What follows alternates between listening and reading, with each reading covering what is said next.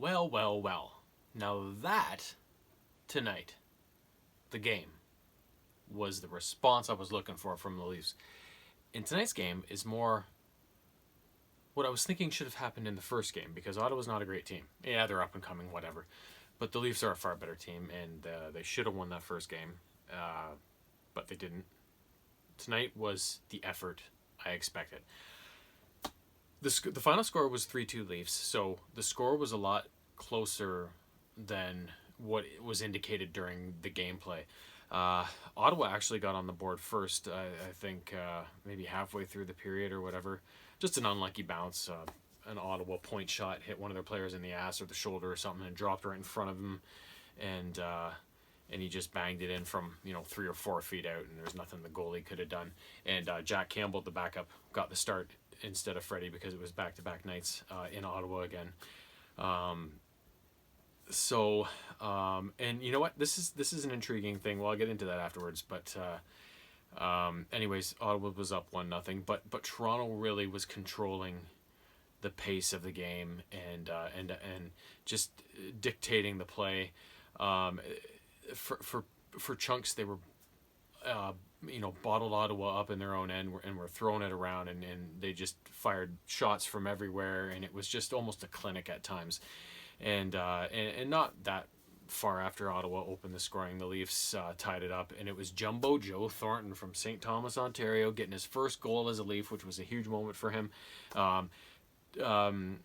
TJ Brody, the Leafs' new defenseman, or one of the Leafs' new defensemen, who struggled in the first couple games, had a better game this game, and he was the one that started this playoff. He threw a long stretch pass down the right side boards up to Marner, who received it just as he was crossing the blue line, did a good job to control it, slipped it over to Thornton, and then Thornton used Matthews on the other side of the ice as kind of a look-off for the pass, and pulled Matt Murray kind of away, and then he slipped a nice wrist shot short side to tie the game up, and you could tell how happy the guys were for him. Everybody always talks about how nice a guy Joe Thornton is, and how he's been around so many years, and he's been such a good player for all that time. So you could tell the smiles on the faces of the guys on the team and on the ice, just how happy they were for him, right? Which was a cool moment. So that's the way the first period would end, 1-1. Just over a minute into the second, Marner scored to put the Leafs up 2-1. It was a one draw in the offensive end by Matthews back to Marner. He just ripped it, and it took a couple bounces. I think it hit an Ottawa stick and then an Ottawa skate and bounced in up over Murray's pad. And then in this third period, I don't remember how far into the period it was, but Matthews finally got his first goal of the season, and the Leafs were just working it around the zone, and it came to him kind of in the high slot, up by the blue line, like I was talking about last game, how they've had a forward high a lot. He was up in that area, and then he just ripped it home. And this is huge because Matthews, to me this year so far, it seems like he's got another gear all of a sudden. His skating is incredible. He's using his size more and hitting more, and his shot just seems so overpowering. Whether he's slapping it, whether he's wristing it, whether he's snapping it, the thing just seems to have a pile of extra heat on it. And I'm like, and he's had a ton of chances in both those first two games, and I'm like, how has he not fucking scored yet? Because I mean, we all know how he burst into the league. His, opening night 4 or 5 years ago, whatever it was, scored 4 against Ottawa in his very first NHL game, right? And he's had a history of, on those first couple games of the year, really putting up a lot of points, and this year was no exception in terms of the effort and the chances. They just weren't going in for him. So, kind of big to see that goal go in, right? So, so they got up 3-1 in the third, and Ottawa would eventually tie it up. I don't remember how long into the third it was, but the Leafs had to play at least a good half period at 3-2 and kind of shut things down. And it was the big prospect Stutzel or whatever, the German guy from the juniors, that scored his first NHL goal. And and that's the way it would end. So there was a lot of encouraging things in this game. Thornton getting his first goal is probably a huge monkey off his back. Matthews getting his first goal, not a monkey off his back because it was coming how well he was playing, but just to finally get it to go in, and now he can just keep rolling, right? Marner had another couple points. He's been good. I think the other line with Tavares and Nylander and stuff. Nylander kind of had a back and forth night. My knock on him is always he's not strong on the puck. He's easy to take off the puck if he thinks there's going to be some physicality involved. Like, at least that's my take on it. And yeah, he coughed it up a few times, but then he makes some great plays and then he doesn't, but Tavares was all over the place as he usually is. And yeah, the rest of the troops were good too. I don't know who was out, but Nick Robertson was in to inject a little speed into the lineup apparently, and but he left with an injury, so he'll probably be back out again. And on D, that was one of the other encouraging things. The Leafs outshot Ottawa like 40-19 or something like that.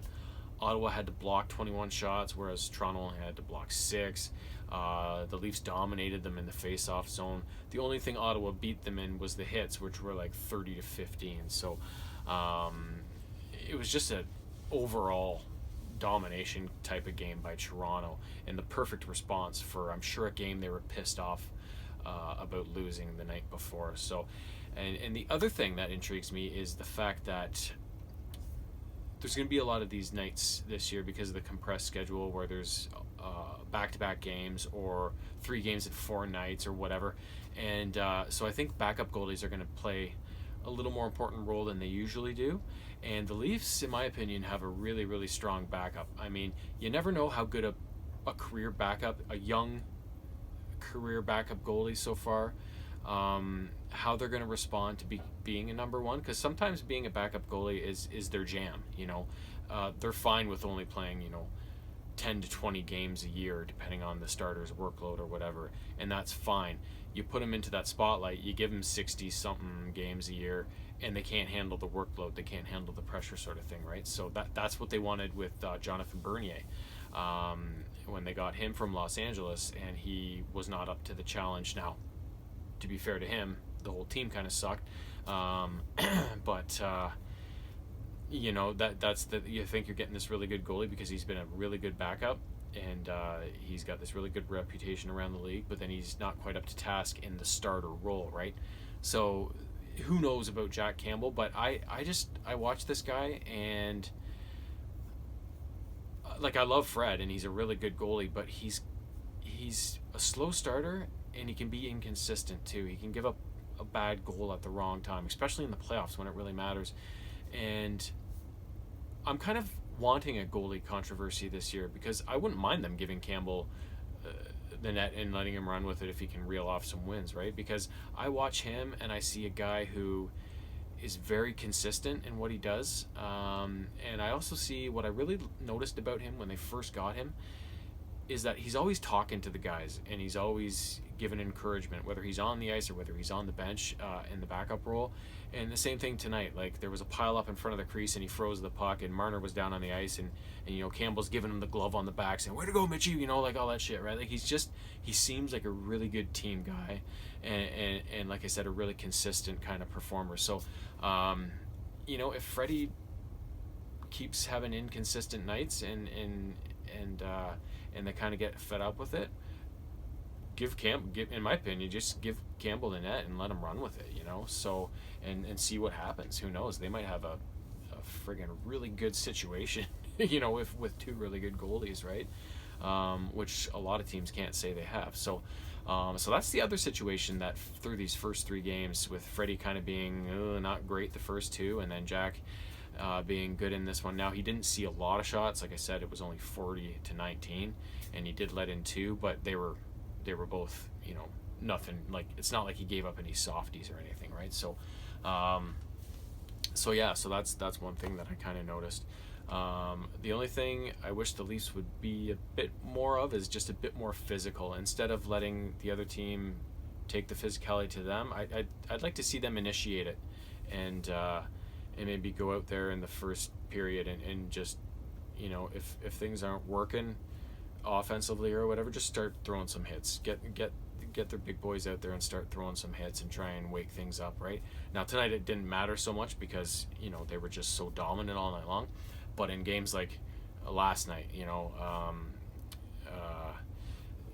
maybe try and push the physicality a bit more, and because they're going to get into the playoffs this year, but it's going to be a battle like it always is, and that's why they always lose. So I think they should start playing the physicality card a bit more on a regular basis during the regular season, so that they don't get to the playoffs and all of a sudden go, oh shit, yeah, we better start hitting it to the playoffs. Now, I think that's something you want to start initiating all through the regular season, so that it's just second nature, and it's not something you have to kind of turn on at playoff time, right? So because that could backfire on you. So just a couple of thoughts there of mine, but overall tonight you couldn't really ask for much better of a performance from the team, and team defense, team offense, good goaltending. The only reason that the Sens were in it really is that Matt Murray, they've got a real starter on their hands now, and he was really good. So he played a really good game, and at least kept Ottawa in it while the Leafs were kind of running rampant on them. So so great game. I think the Leafs next game, they're at home to Winnipeg on Tuesday, but I will double check that, and either way I will be back after their next game, whenever it is, and hopefully I'll be talking just as positively about what they give us.